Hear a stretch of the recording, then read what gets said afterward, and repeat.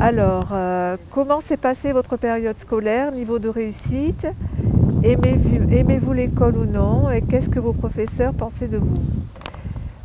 Alors, j'aimais beaucoup l'école parce que pour moi, c'était sortir de la famille et voir des amis, et avoir des contacts sociaux, jouer aussi pendant les récréations. Et j'ai toujours aimé apprendre. Donc, pour moi, l'école, ça a été une bouffée d'oxygène et une bouffée de savoir également. Voilà.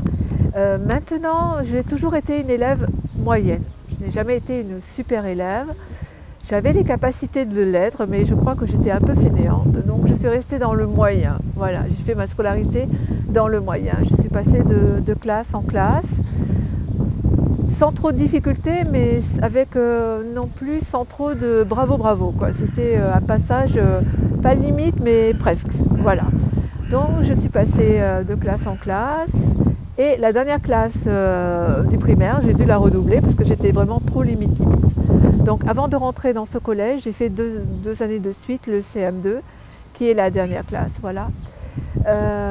Moi j'aimais bien nos instituteurs, c'était des instituteurs à l'ancienne, des instituteurs qui avaient la valeur de la famille, la valeur de l'État, la valeur de la chrétienté, la valeur de la religion, donc, et qui nous menaient vraiment dans un chemin qui était droit.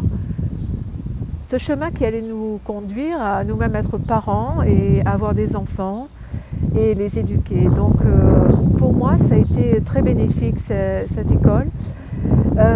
Maintenant, ce que les instituteurs pensaient de moi, je pense que j'étais quand même assez bavarde. J'aimais bien parler, parce que j'aimais bien déjà parler à mes copines. Je ne faisais pas trop attention un peu au règlement, on va dire. Et j'étais un peu dissipée, oui, je dois l'avouer, j'étais quelqu'un d'un peu dissipé. J'aimais beaucoup les récréations.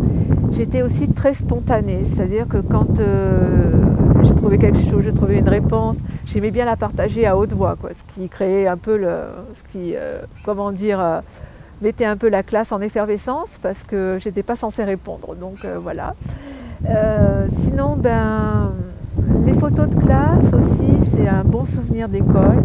C'est un souvenir que je garde aussi dans mon cœur. J'ai même pas besoin de les regarder, elles sont présentes dans mon cœur.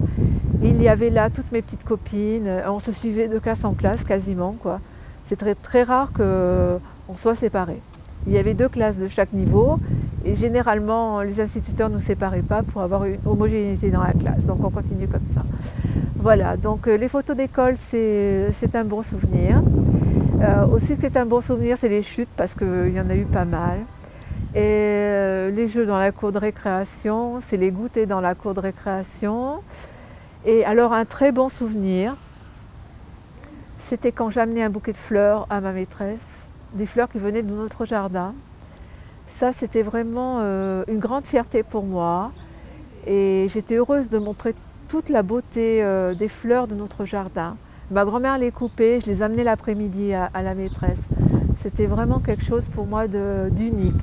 Et en même temps, ce que je recherchais, c'est d'être la chouchoute à ce moment-là, on va dire. C'est d'être considérée, parce que je pense que cette considération, elle me manquait à la maison. Voilà. Donc l'école a joué un grand rôle pour moi. Et de toute façon, j'étais quelqu'un qui aimait apprendre, mais j'étais quelqu'un aussi qui aimait bavarder, qui aimait un peu... comment dire, s'exprimer librement, voilà. Ensuite, question.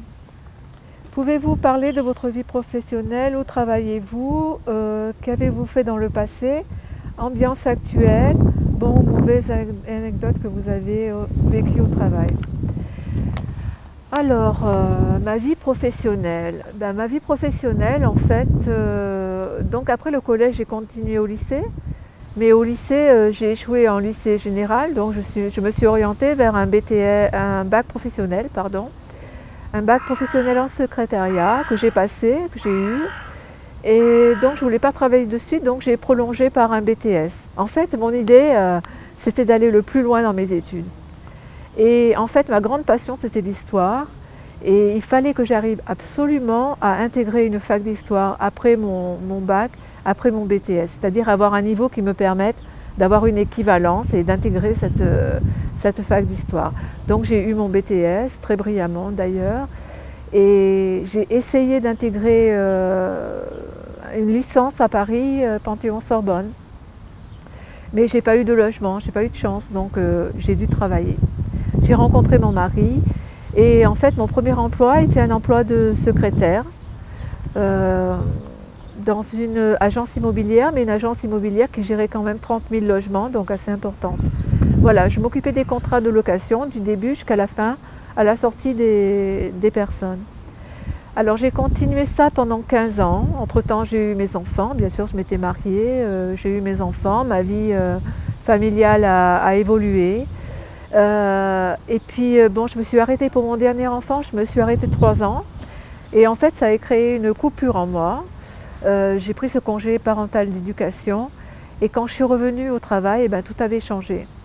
Il y avait beaucoup plus de stress, il y avait beaucoup plus de, comment dire, de harcèlement. Littéralement, c'était du harcèlement, oui, au travail. Et donc, ça ne me correspondait plus du tout. En plus, la nouvelle chef, elle a mis toutes les anciennes de côté, donc elle m'a mis dans un placard, entre guillemets, comme on peut appeler.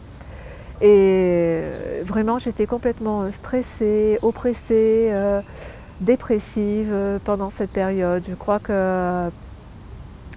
ça a été la période la plus noire qui commençait.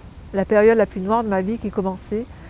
En fait, je ne voyais pas d'issue à cette dépression. Voilà, c'était, comment on peut dire, une dépression qui mêlait le travail, qui mêlait également le personnel, l'affectif. Et je pense que cette dépression, elle tenait de mon enfance aussi, hein, puisque tout vient de l'enfance, voilà. Donc malgré tout, je me suis acharnée au travail, j'ai continué, mais on me mettait de plus en plus dans un placard. Donc ben, j'ai dû m'arrêter parce que je n'arrivais même plus à me lever pour aller travailler, c'était à ce point-là. J'étais complètement anéantie et vraiment à 6 pieds sous terre. Donc j'ai arrêté, je me suis mis en maladie, qui est devenue une maladie longue durée parce qu'il était hors de question que je revienne, et qui est devenue une maladie professionnelle, j'étais même classée en invalidité. Et après, ça m'a permis aussi, j'ai fait plusieurs hospitalisations aussi, puisque j'ai tombé en anorexie, je ne pesais plus qu'une trentaine de kilos, et donc j'ai été hospitalisée 2 fois très loin de chez moi pour me couper justement de tout ça. Et j'ai été hospitalisée 2 fois, 3 mois, voilà, pour regagner du poids et surtout psychologiquement pour me remettre.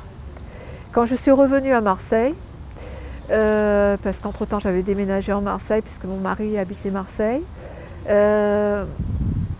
Donc reprendre un travail a été difficile, donc je me suis orientée vers un changement carrément de vie professionnelle. Et j'ai dit ben, maintenant je vais essayer de faire ce que j'aime et j'ai choisi la pâtisserie. Donc je suis allée voir Pôle emploi, à l'époque Pôle emploi, et j'ai postulé pour une formation adulte. J'ai été prise, ça a été long, mais j'ai été prise. J'ai passé mon diplôme et après de moi-même j'ai passé 2 autres diplômes en chocolaterie et en glacerie. Ça fait que j'ai tous les diplômes dans le métier. Voilà, et donc après j'ai fait des stages professionnels et j'ai commencé à travailler un peu. Et puis malheureusement, eh ben, la dépression n'était pas encore bien catalysée, on va dire, et elle a repris le dessus sur moi. Voilà.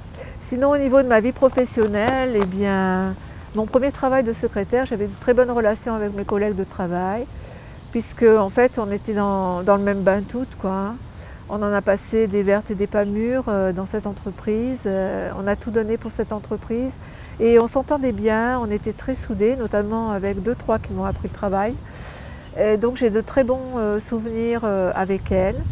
Maintenant, l'ambiance au niveau hiérarchie n'était plus du tout là, et ça a évolué dans le négatif d'année en année.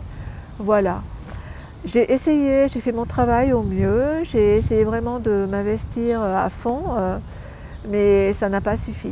Je pense que quand on a un background de dépression, quand il y a la petite étincelle qui fait que ça ne va pas, et au travail par exemple, ou dans la vie personnelle, eh bien on tombe. Malgré tous nos efforts, on tombe parce qu'on ne peut pas faire autrement, quoi. Il faut tomber pour après mieux se relever, ce que je pense. Voilà.